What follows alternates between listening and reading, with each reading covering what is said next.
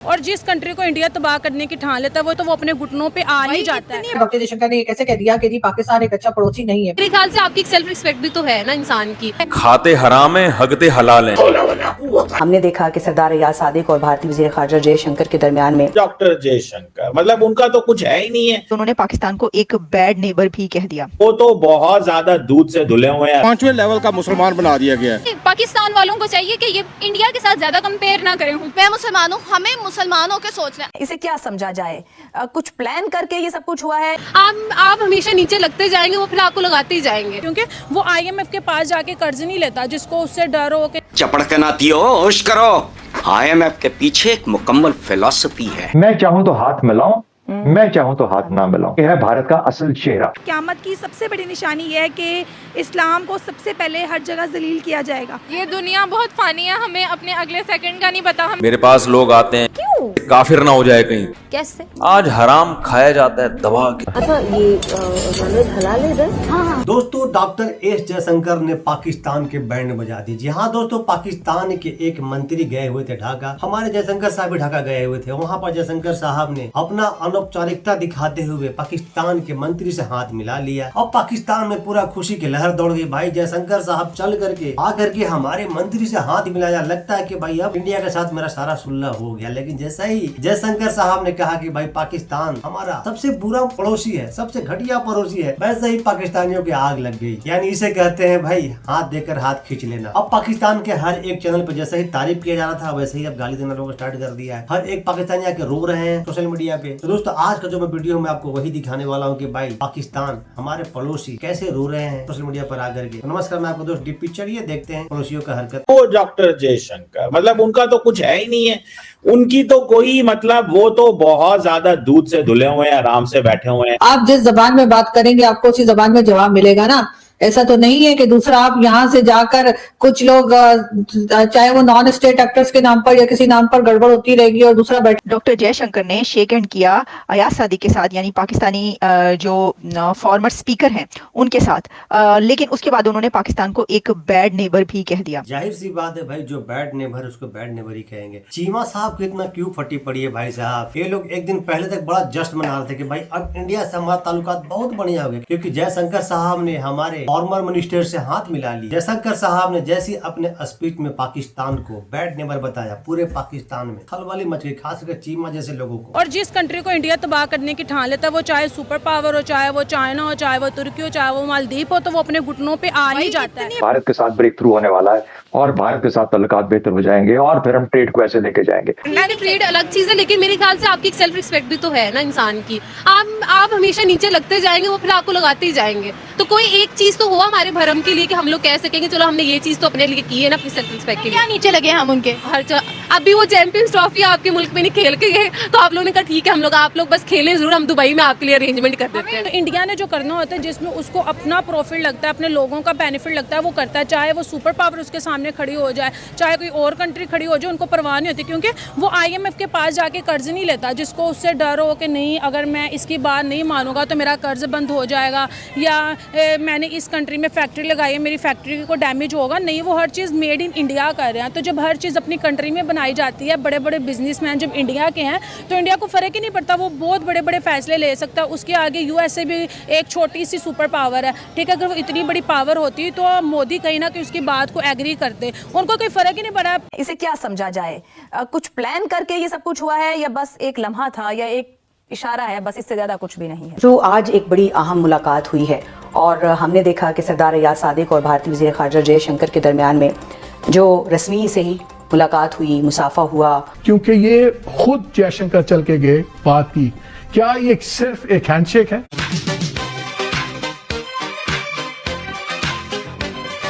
ये जो जयशंकर जैसा एक काया और जयशंकर जैसा एक तजुर्बाकार सफारतकार जब ये करता है कि भारत से बाहर ढाका में वहां पर वो हाथ मिला रहा है पाकिस्तान के स्पीकर अयाज सादिक से, तो उसका मतलब है ये पूरी कैलकुलेटेड सोची समझी मूव है। पाकिस्तान वालों को चाहिए कि ये इंडिया के साथ ज्यादा कंपेयर ना करें खुद को, कि मतलब ये उनसे लेंगे तो इनके ताल्लुकात बेहतर होंगे, तो ऐसी कोई बात नहीं है। वो राइवलरी है वो इनकी चलती रहनी है। तो इनको चाहिए कि ये अपनी इकोनॉमी को बेस करने के लिए अपनी इकोनॉमी को बेहतर करने के लिए उन कंट्री से रब्ता करें जो इनको कम प्राइसेस पे देते हैं। तो सर ऐसा वो लोग क्यों कर रहे हैं? कभी पाकिस्तान ने सोचा है इस तरफ के तमाम पड़ोसी क्यों नाराज है? चले एक हो जाएगा, आपके कुछ दोस्त होते हैं, अगर किसी दोस्त से लड़ाई हो जाए तो कहते चलो एक दोस्त से लड़ाई हो गई, दोस्त हो गई, सारे के सारे दोस्तों से लड़ाई हो गई, ऐसा कैसे हो सकता है? फर्स्ट आप उनसे इतना जंग कर चुके हो, ठीक है, आप उनसे नफरत करते हो, कश्मीर का मसला चल रहा है और मोस्टली इंडियंस जो हैं वो इसराइलियों के साथ हैं और आप लोग फलस्तीन को भी सपोर्ट करते हो। तो ये एक हिपोक्रेसी टाइप बन जाता है कि आप उनसे चीनियाँ भी ले रहे हो, आप उनसे तिजारत भी कर रहे हो और साथ में उनके खिलाफ भी हो। नमक हराम लोग यही करेंगे ना, वो सब कुछ खाएंगे हमारे, भले वो डायरेक्ट नहीं ले रहे हैं लेकिन भाई ले तो हमारा ही रहे हैं, भले वो सऊदी अरब के थ्रू यूएई के थ्रू आ रहा हो, बट खा तो हमारा ही रहे हैं, चाहे वो चीनी हो, टमाटर हो, प्याज हो। खुद बढ़ के पहल की और उन्होंने अपना तारुफ कराया कि जी मैं जयशंकर हूँ, और अयाज सादिक ने कुछ कहने की कोशिश की तो कहा कि मैं आपको जानता हूँ।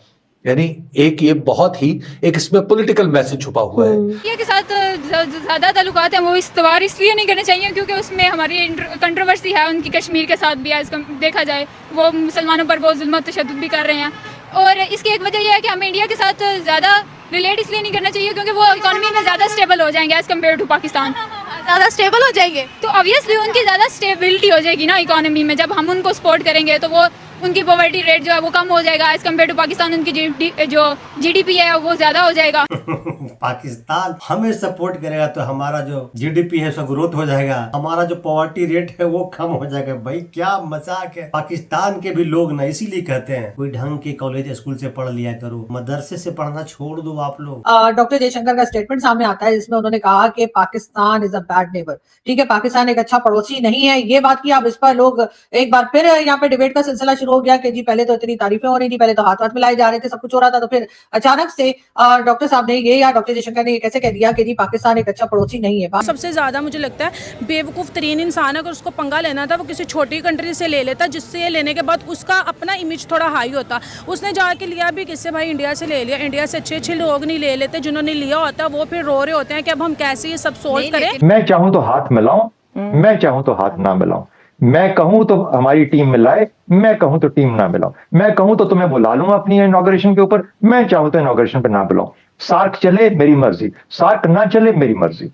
ये है भारत का असल चेहरा। तो भाई बाप तो बाप ही होता है ना, बाप थोड़ी बेटे के हिसाब से चलेगा, बेटे को बाप के हिसाब से चलना पड़ेगा। आप लोग बार बार भूल जाते हो, हम लोग को याद दिलाना पड़ता है। कितना बार याद दिलाए एक ही चीज को, बताइए। लेकिन पाकिस्तान के लिए क्या यही अल्फाज अफगानिस्तान इस्तेमाल करता है? क्या अफगानिस्तान कहता है कि पाकिस्तान एक अच्छा पड़ोसी है? यकीनन अफगानिस्तान भी नहीं कह रहा। पाकिस्तान और इंडिया की राइवलरी जो है वो हिस्ट्री के बेस पे नहीं देखनी चाहिए। करंट सिचुएशन में ये है कि पाकिस्तान जो है उसके financial status as compare to different countries बहुत ज़्यादा लो है, स्टैंडर्ड है, इनकम बहुत कम है यहाँ की और पॉवर्टी बहुत ज़्यादा है। तो हुकूमत को चाहिए कि वो इस तरह के स्टेप्स लें जाके जो पॉवर्टी है, जो कम इनकम वाले लोग हैं वो लोग भी सस्टेन कर सके। नरेंद्र मोदी ने एक नया पंगा ले लिया है कि माइनस यूएसए। यार यूएसए की तो कोई वैल्यू नहीं रही, अब तो कोई यूएसए पे बात ही नहीं कर रहा। सब अब तो सारे इंडिया इंडिया इंडिया और रशिया रशिया रशिया, यही दोनों चल रहे हैं। भाई हमने तो यूएसए से पंगा लिया और बहुत बढ़िया से उसको डिफेंड किया। यूएसए भी घुटने पर आ गया, हम लोगों ने दिखा दिया कि हमारी औकात क्या है और यूएसए की औकात क्या है। लेकिन ये पाकिस्तान वालों एक हाथ मिला लेने से इतना खुश क्यों हो जाते हैं? उनको तो लगा भाई हाथ क्या मिला, अब तो सब कुछ मिल गया, अब तो हमारे क्या हर चीज भर भर के मिलेगा। इंडिया जैसे अफगानिस्तान को सपोर्ट कर रहा है वैसे हमको भी सपोर्ट करेगा भाई पाकिस्तान वालों। लेकिन भाई जयशंकर साहब ने 1 मिनट में इनको ना आसमान से चढ़ा के नीचे गिरा दिया। और वहीं सऊदी अरब और यूएई जैसा देश अब हम सबको बहुत सपोर्ट कर रहा है, नॉन मुस्लिमों को सपोर्ट कर रहा है। अब इसके लेकर के भी पाकिस्तानियों को चुल मची हुई है। पाकिस्तानी बहुत ज्यादा इस चीज को चर्चा में ला रहे हैं, बहुत ज्यादा इस चीज को हाईलाइट कर रहे हैं कि सऊदी अरेबिया के अंदर ऐसे बहुत से इलाके हैं, ऐसे बहुत सी जगहें हैं जहाँ पर उज़ा, लात और मनात को पूजा जा रहा है, वर्शिपिंग स्टार्ट हो चुकी है।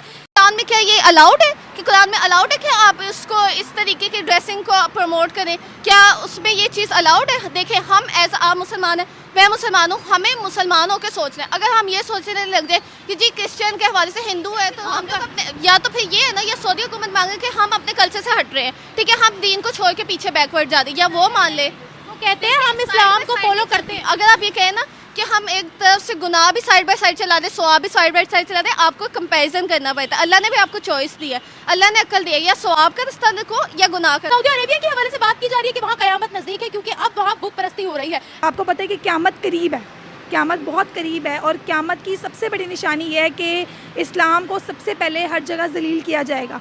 फिर देखा जाएगा कि इस्लाम की तरफ आवाज़ कौन उठाता है, उसको बचाने के लिए आवाज़ कौन उठाना चाहता है।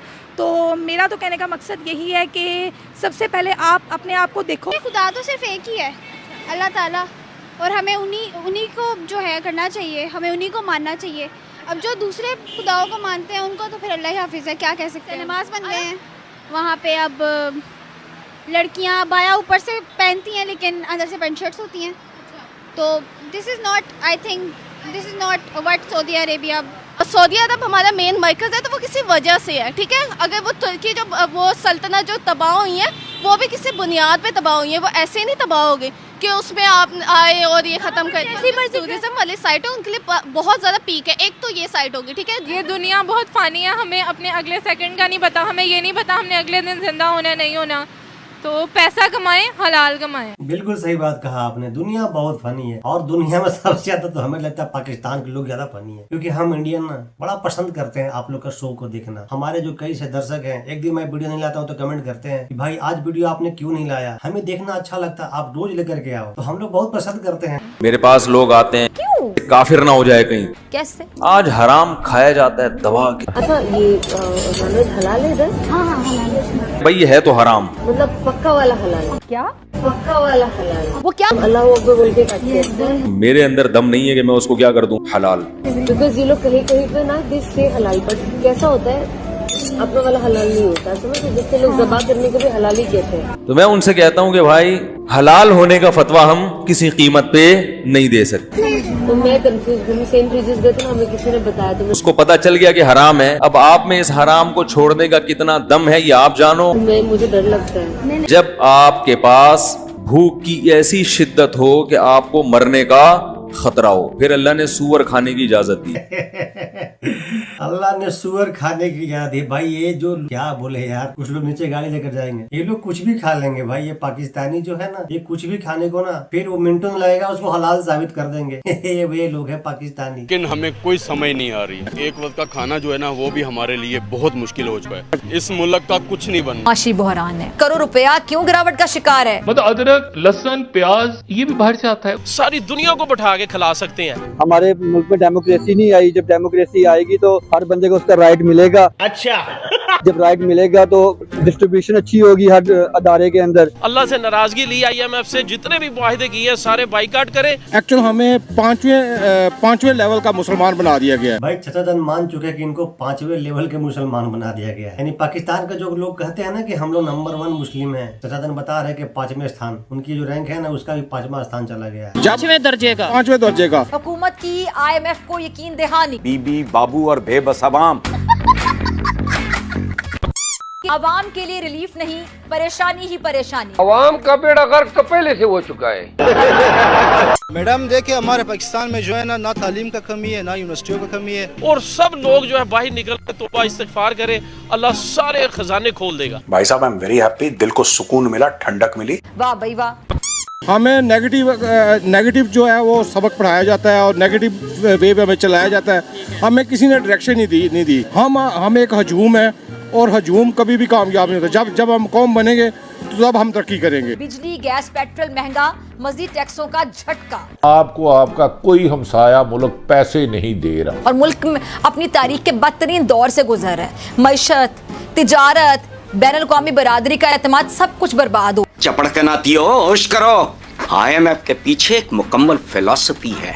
ये महज़ब और ताकतवर दुनिया का एक खुफिया हथियार है। और मुल्क जो है वो आपको पता है कि इस वक्त नाजुक दौर से गुजर है। अगर हमारी दुश्मनी ना होती, दुश्मनी चले हैं भी, मान लेते हैं, ठीक है, दुश्मनी क्यों ना होती, चले मान लेते हैं दुश्मनी है भी। अपने हक के लिए तो हम तो अपने हक के लिए उनके साथ दुश्मनी है ना। हम कश्मीर के लिए उनके साथ हमारी दुश्मनी है। खाते हराम है, हगते हलाल है।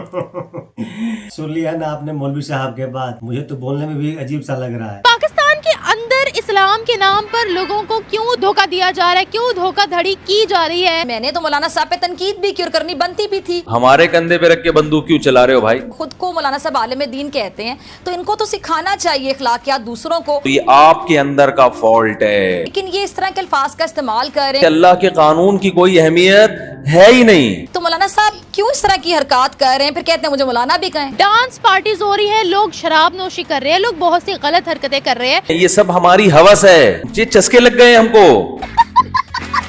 तो ये सब इनकी हवा से इनको चस्का लग गया। भाई ये तो हमें पता है कि आपको चस्का लग गया है। ये जाने माने पाकिस्तान के इस्लामिक प्रवक्ता हैं जो आए दिन अपने भाषणों में ऐसे ऐसे तजुर्बा पेश किया करते हैं, लोगों को सिखाया करते हैं, हलाल हराम के बारे में कुछ ज्यादा ही बताया करते हैं, हलाला के बारे में बताया करते हैं। लेकिन जयशंकर साहब ने जो पाकिस्तान के धुलाई कर दिया ना, हाथ मिलाकर जो हाथ खींचा ना, हर एक पाकिस्तानी बाप बाप चिल्ला रहा है, जैसा कि आपने वीडियो में देखा। दोस्तों आपको कैसा लगा वीडियो, कमेंट सेक्शन आपका है, कमेंट करके जरूर बताइएगा। तो मिलते हैं फिर से एक न्यू रिएक्शन वीडियो में, तब तक के लिए नमस्कार, राम राम, जय हिंद।